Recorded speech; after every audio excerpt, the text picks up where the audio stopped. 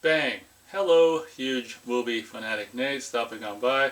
This time I'm coming at you for a movie review of a movie that is regarded pretty much as a classic, one of the many classics that exist in American cinema. And you guys that like this movie are going to really be pissed off about what I have to say about this film. Coming at you to review the classic by the name of The French Connection. And just for the record, this movie was so successful that quite laughingly, I don't know, I guess I can't assume it's laughingly, but they actually made a French Connection 2, which is kind of interesting. I've never seen French Connection 2. I don't know how fans of the first film regard the second film. I don't know even who's in the second film, but regardless, that's another story. I've never seen that. I'm here to talk about the first film, The French Connection. And for the record, my history with this film goes back to looks like 2006 when I acquired this Laserdisc from Half Price Books for $1 at the time. Obviously I'd seen the VHS cover in the video stores in the 80s and the 90s, and it looked very much like this, kind of the guy going up the stairs being shot by the other guy and the French Connection being plastered over. Actually looks very 60s, but the film being released in 71 is obviously just a few years from the 60s. So the 60s did kind of splash over into the early 70s at the end of the day, but so that's why it kind of looks frickin' 60s-ish. But yeah, this is a Laserdisc that I got for $1 in probably 2006, and that probably would have been the very first time I saw The French Connection. I remember not thinking too much about it back then, and I hadn't seen it again until I ended up coming across the DVD here from Half Price Books for $2. So I ended up coming up with this.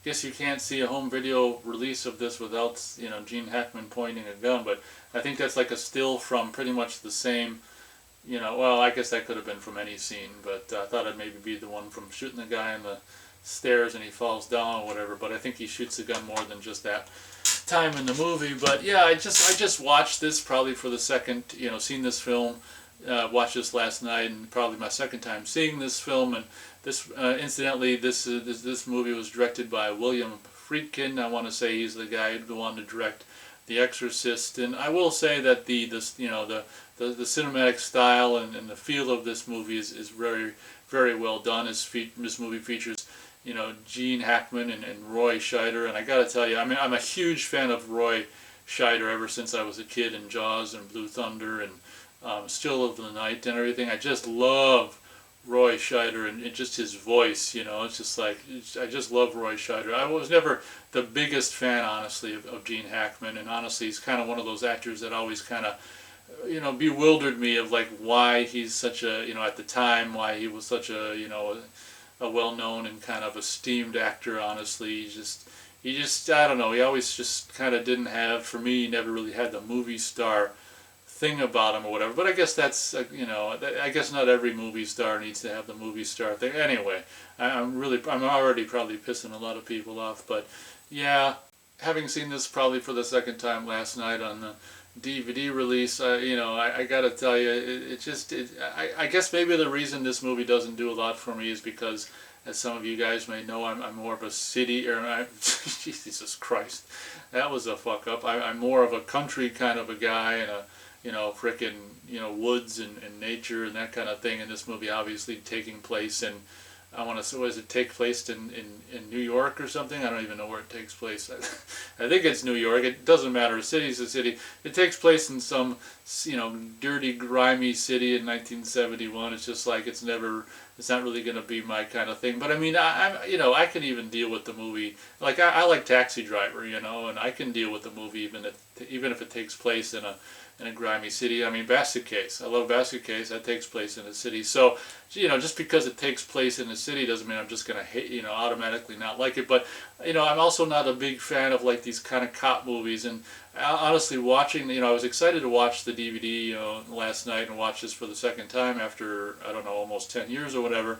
And it's just like, as the movie was going on and on, it's just like, oh God, this is all it is. I remember it had that really kind of cool chase. I'd forgotten that it was like a chase, he's chasing a raised subway train or whatever, which was really kind of unique and fun. And I still say that the chase thing is seen as really well done. And honestly, the scene that probably is most memorable for me outside of the car chase is that scene where Gene Hackman's trying to follow that guy in the subway, and it's kind of this cat and mouse of him seeing him get on, and then he gets off, and Hackman gets off, and he gets back on, Hackman gets on, he pretends like he's gonna get off, Hackman gets off, he gets back on, and he leaves.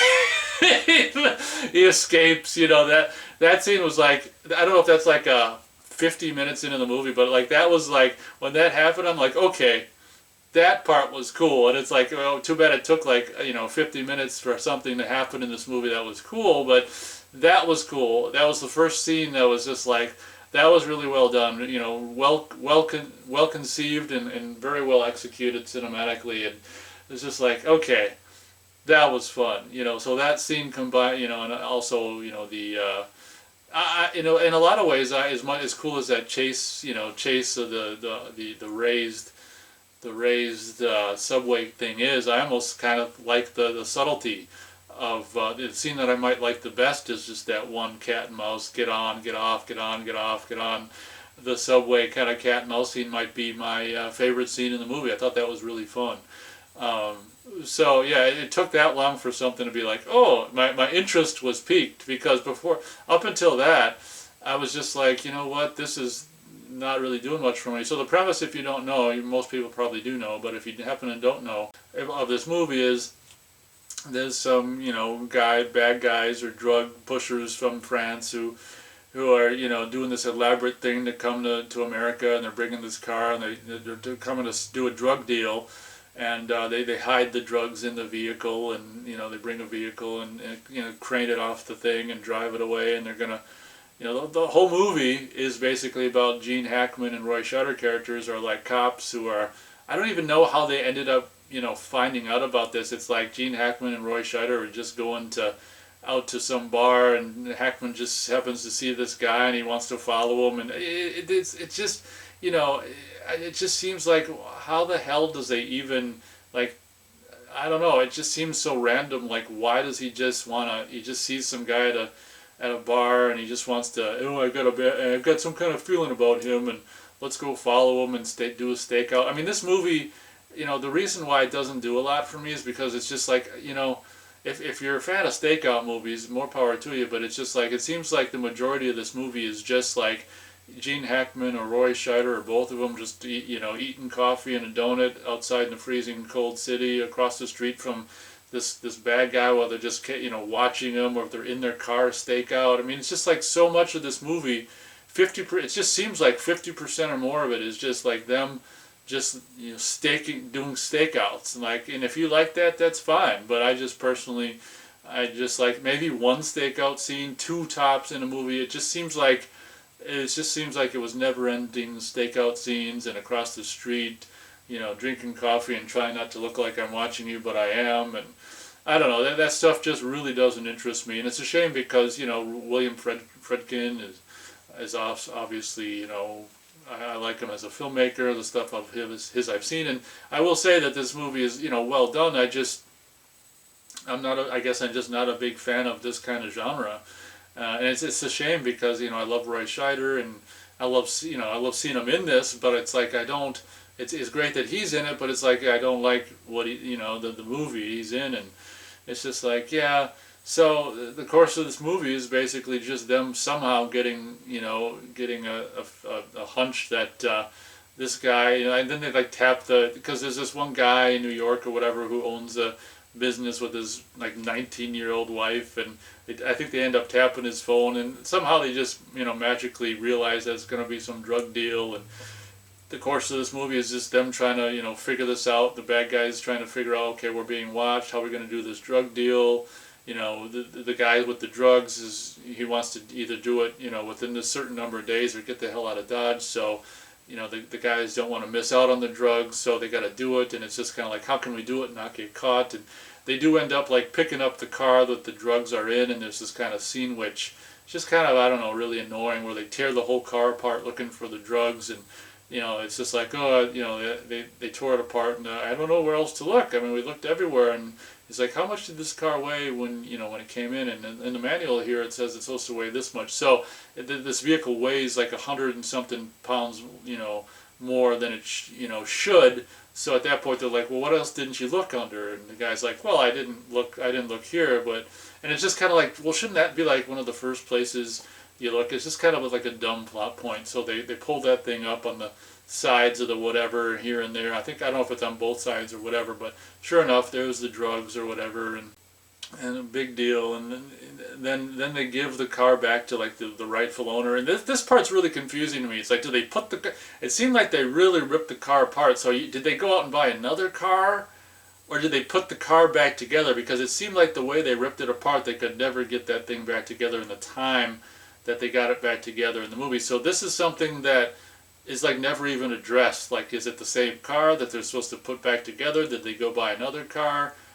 It's just like they just kind of, because they tore this car like apart, like the interior. They ripped everything that could be ripped out looking for the drugs. So you're telling me like in 12 hours or less they just put it back together and gave it to this guy or whatever, and it's just like, oh, whatever. I can't remember, it seems like, oh, they must have not have taken the drugs out. They must have realized it was the drugs and put them back in there and gave them the car back. They have to do that so they can bust them, I guess, because they don't want to just bust the guys, or they don't want to just kind of confiscate the drugs. They want to bust the people buying them or whatever, or selling them or whatever. So they probably put the drugs back in there. I can't imagine. It would take forever to put this car back together if you could even do it. It's whatever, movie magic. Put the drugs back in there, give him back the car, and send him on his merry way, and stake it out until we can actually witness the drug deal or whatever. And the end of the movie is that, and whatever. The Gene Hackman accidentally shoots another cop, and he's kind of like, oh well, I'm gonna get him. And there's this goofy scene. The movie basically ends with like Gene Hackman walking away from camera, going into some room, and you hear like bang, and that's it. And it's just like, what does that mean?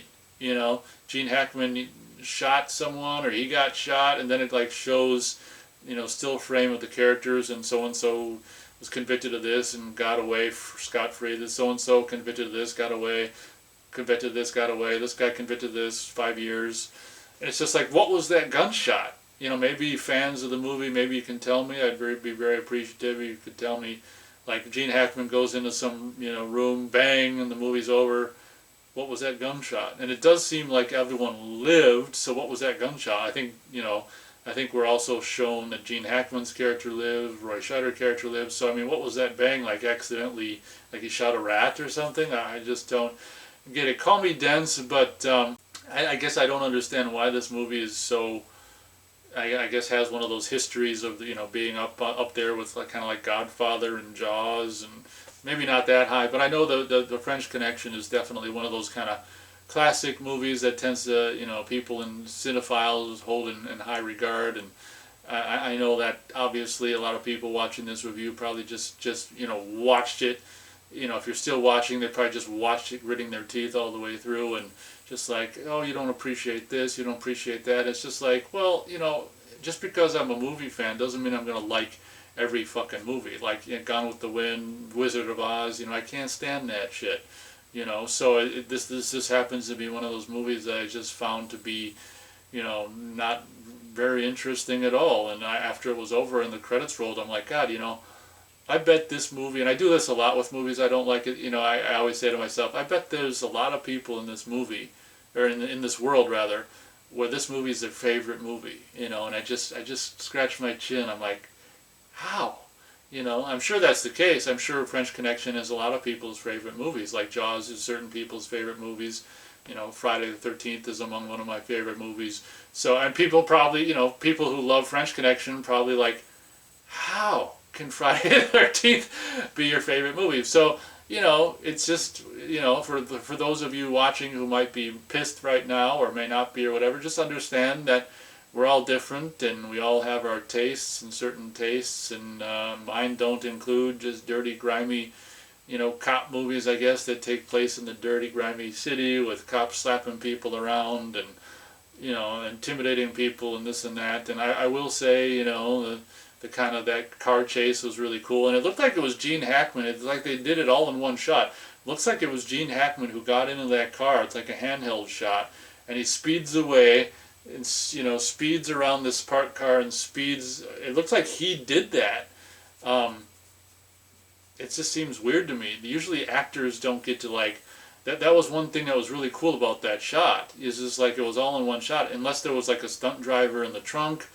I don't know if it was just Gene Hackman doing that, driving. It was really cool. I had to rewind it, and I was like, okay, that looks like Gene Hackman getting in, because you could see him like a handheld shot, and kind of pans it with him over to the car, and he gets in, and it's all in one shot. He does it. So if Gene Hackman did that driving, I mean, that was really cool, because it goes around like, this one parked car onto the sidewalk, comes off, and goes on the road. And I will say, freaking however many years on this is, 50 years, 51 years old now, this movie, the chase really still holds up, and really must have, I mean, to watch in the theater in 1971, that chase, where Hackman's chasing which was really kind of a cool idea, the raised, whatever they call it, the raised subway car, was really, really, really, really cool. And it's like the camera mounted kind of on the front bumper, and a lot of these shots just speeding down, kind of like POV of the car grill. And in '71, that scene was probably really really hardcore, because it's still like 50 years later, it still really holds up well. So I will give the movie, I will say that, yeah, obviously that chase scene is great, and one of my favorite scenes is as I said, cat and mouse in out of the subway scene and stuff like that. Unfortunately, and this is where you just got to cut me some slack and realize we're all different. My star rating of this movie, I'm only going to be able to go as high as this. I'm going to piss so many people off. See ya subscribers. I'll be down to 200 after I say the star rating. But whatever, life goes on. I'm only going to be able to go as high as 1.5 stars out of 4 stars for The French Connection, I'm afraid, just because it's just, at the end of the day, it's not my cup of tea, even though it's Roy Scheider, even though it's William Friedkin. I'm afraid it just doesn't do a lot for me.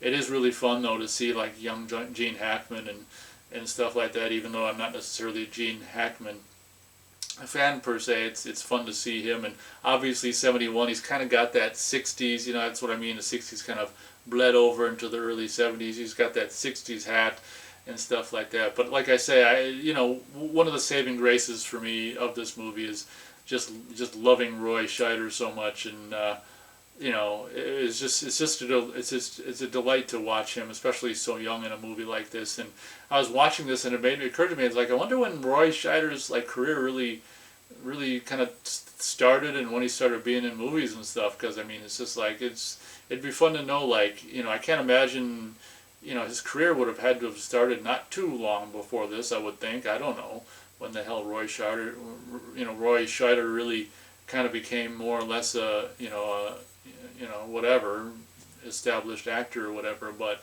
I gotta tell you, I mean, seeing Roy Scheider in a movie is always a delight. So, and even Gene Hackman, don't get me wrong, I don't hate Gene Hackman, but I've never really necessarily liked him either. It was always kind of like, as I said earlier, like, how did this guy become such a movie star or whatever? But I mean, I guess,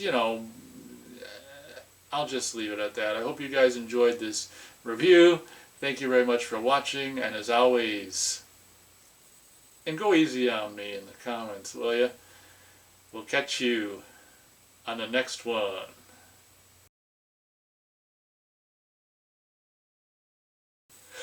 Please!